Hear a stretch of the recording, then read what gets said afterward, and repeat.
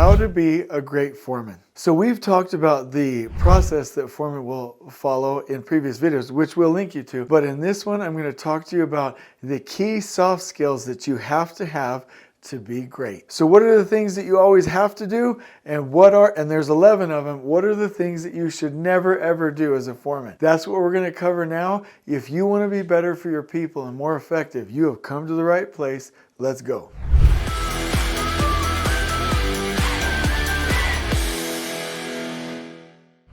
So I do want you to know that I have been a foreman before. I came up through the trades. I did not go to school, so I was a craft worker. So I do know what I'm talking about. As a field engineer and then as a super, I've worked with foremen, trade side and the self-perform side over and over and over. That's my main jam. Those are my people. That is where I do most of my work, or have done in my career. So I have quite a bit of experience. We have a book that we'll link you to, Elevating Construction Foremen, which we wrote with multiple industry experts, and we value you. Always please comment on these videos. If you have anything you want to teach me, I'm listening. I'll write it down. We'll include it in our body of work. We value you. Most of this information comes from people, foremen, boots on the ground themselves. So I want you to know where it comes from, and I want you to trust the source. So as we go through this, I need to frame the reference that most of this is about you. And it's not a criticism, it's more of a, you are what's important. So if you're not getting the training or the mindset or the support or the growth or have the long-term goal planning that you need as a foreman, if you're a foreman watching this video, then we need to get that to you because you deserve it. So if I say, hey, you should, that's not a you're doing a bad job. That's a, hey, we need to rally around you because your position as foreman is the most crucial position in construction, bar none. Your project rises and falls based on the performance and the abilities of foremen. So that's how I feel about it. I love you. I absolutely love you. So I'm going to go through some steps right now which will add value, and if you start to implement them, you're going to love it and you're going to love the outcome. So let's start with number one. What do you want? Most people get into construction, especially if you're anything like me, the craft or the foreman level, like me, the worker, lead person or foreman level. It's like, hey, I just got here, I didn't go to school, I'm stuck, right? But that's not the most empowering mindset. Like, construction is awesome. How many people could do what you do and learn a skill and a trade and lead women and men like you do with, like, I would say probably hundreds or thousands, but overall millions of components coming at different times in new job sites, complex environments with new teams. There aren't very many people. You're amazing, right? And so when you think about being a foreman, do you want this? Do you value this? And where do you want to go? Do you want to be the best foreman of all time? Or do you want to become a superintendent? Either one has similar steps. And it all comes down to you really framing your identity, not around, oh, I'm stuck, but framing it around, I'm in a position that requires excellence. I am excellent. I serve people. I build people. And I am here to do things in an operationally excellent way. And I am amazing. That's step number one. What is your identity? And what do you want out of your role? Or where do you want to go? Step number two, like I said, what do you want to become? This has to be mapped out. If you want to be a general foreman or a general foreman for a different company, or you want to be an assistant superintendent or general superintendent, or if you want to lead your own company, that has got to be mapped out. And the reason I'm saying this is because if I was a foreman today and somebody said, Jason, we want you to not only do the things that we talked about in the other video, like the pull planning and the quality pre-construction meeting and the look-ahead planning, and we're now asking you to be really connected with your workers and to do training and to do this in an excellent way. I would think to myself, why? Why am I going to do it? Well, hopefully your identity, like we talked about before, says, I'm amazing, but it also says, hey, this is what I want to become, and this provides intrinsic motivation for that excellence. So step number one is, what do you want? Step number two is, what do you want to become? That provides the motivation for everything else that I'm about to tell you.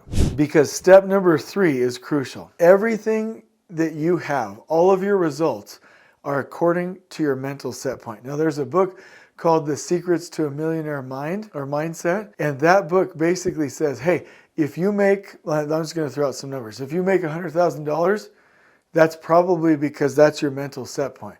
Or if you're a foreman and you want to be something else and you feel stuck, that's your mental set point. Or if your crew or your project is dirty, that's your mental set point. And that's real. And so if you want a higher wage, better results, if you want a different position, it's not so much circumstance. It's more so your mental set point. Meaning, do I think rich or poor? Do I think in this position or that? And do I think with a growth or a fixed mindset? And so let me give you an example. I've always kind of hovered around the $95,000 to $140,000 range in my career. I literally read The Secrets of a Millionaire Mindset, went to a Tony Robbins trainings, and literally they like blew my mind open, and they were like, set some real goals, break out, start being around people that do what you want to do, that are who you want to become, and that are in the positions that you want, and that have the kind of success that you admire, and start to set some real goals. And I'll just give you one example. I was like, okay, I'm going to think big. I want to make, like $750,000, in a company, which would mean overall revenue. And I want to make at least twice the amount if I'm going to stay in a corporate position. I'm like, yeah, I went home and I talked to my wife and I'm like, we'll see. And then my career started to do this. Not only, and I'm not bragging, not only did I hit the 2 times mark for salary working for another company, but also our company is on track where if I wanted to take a $750,000 salary, I could. I'm not going to. We invest all that money back into these videos and social media and things like that, but I could do it 100%. I'm like a year and a half away, but we won't because we're blessing the industry. But my point is, even from a revenue standpoint, or if you take that 750 grand mark towards just net profit and actual money coming into family, I could do it because somebody said, change your mindset and that will change your reality. So I want you to know, whatever you have is according to your mindset. Whatever you have here, you'll have on your crew or your job or your future or in your career. And like I said, you can look at my examples with grace, knowing that I reinvest that money, but that is real. I'm here today showing you facts, and it can happen to you as soon as you change your mindset.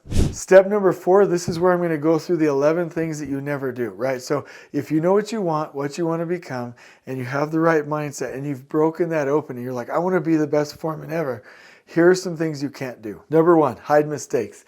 Never ever hide mistakes. Be open, transparent, and honest. Number 2, a person like you going where you're going can never harass or catcall women on a construction project.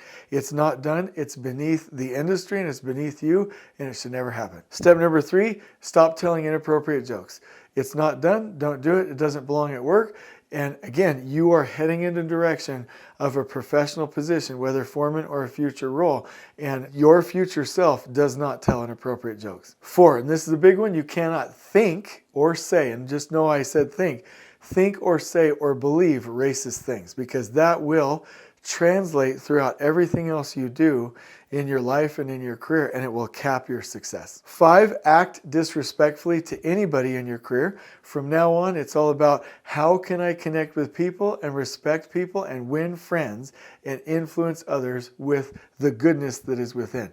Never, never, ever act disrespectfully. 6, you probably already have this mastered if you're a foreman, but never ever show up late. 7, again, you probably have this mastered, but for you or your workers, never show up in time. By the way, this is for management as well. I'm not singling out foremen or workers. I give this same advice to field engineers. Never show up intoxicated or under the influence of something. 8, never bully or harass or haze somebody. Those days are long gone. We do not ever do that. I know those old, hey, go find me a beam stretcher, right? Like jokes were funny. We don't do that anymore.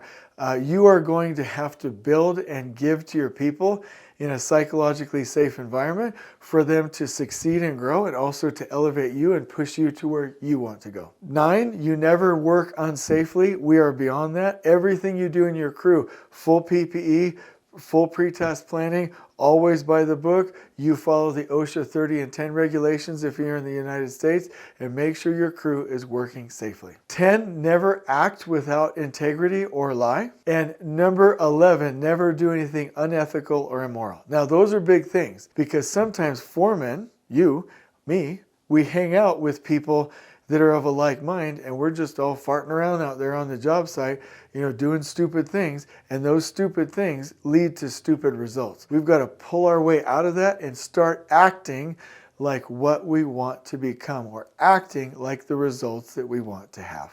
So let's go through these right now.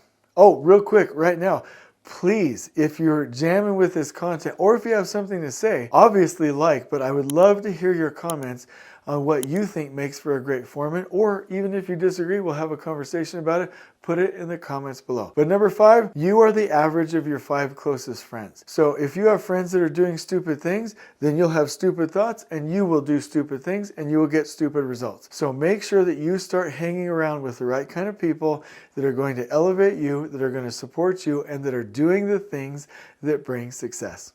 6, I want you to know that only you own your career, right? Nobody else is going to do this for you. If you want to make it to a different position, you've got to ask for it. If you need training, you've got to ask for it. If you want an opportunity, you've got to ask for it. If you want somebody to recognize you, you've got to show them, right? So you've got to own your career. Don't leave it to anybody else. Go get it, go find it, go ask for it, go showcase it, go prove to people that you're ready, and go get it done. Only you can own your career. Number 7, start owning your habits and start to get really, really good habits in everything you do. Great foremen form great habits. Whether it's clean, form it as a habit. Showing up on time, form it as a habit. The items that we talked about in the other video about planning and pull planning and taking care of your crew and teaching, form those things as a habit. Great foremen with great results have disciplined habits, and every great foreman knows how to make habits stick. Number 8, and this is a big one, always keep a to-do list and always know what you should be doing and have a personal organization system. Number 9, improve your handwriting, your speech, and any forms of communication. And also improve your appearance. It might not seem fair, but people judge you by how you look, by how you write, by how you speak, and how you present yourself. So improve those things, the outward expression of yourself, and you will go far in your career. Number 10, always have a great attitude. Always be positive. Don't be the grump, the argumentative one, the one that's always arguing and fighting. People don't like to deal with folks like that. Always be positive and have a great attitude.